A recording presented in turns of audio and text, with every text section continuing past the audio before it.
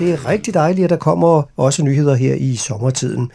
Det er Munch og Broderskabet, der nu udsender deres anden single som en lille forsmag på et kommende album. Og skal vi nyde denne her sang sammen? Jamen, så gør vi det. Og det er den, der hedder Vil du vække mig nu? Hvor kom vi fra?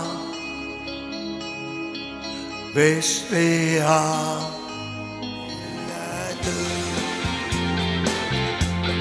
selvom vejen er lang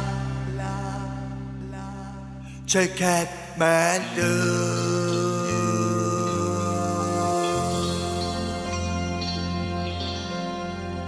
Ja, det er jo meget skægt det her, fordi man kan jo tydeligt høre, at forbilledet det er Kim Larsen. Men det er altså Munch og Broderskabet og radiosingle nummer 2 fra et kommende album. Vil du vække mig nu?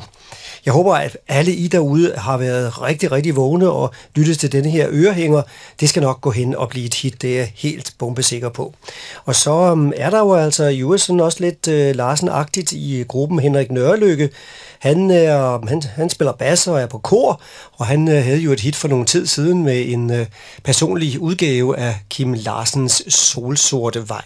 Men det her, det var altså Munch og Broderskabet, og Henrik er som medlem af Broderskabet. Vil du vække mig nu? Eldorado.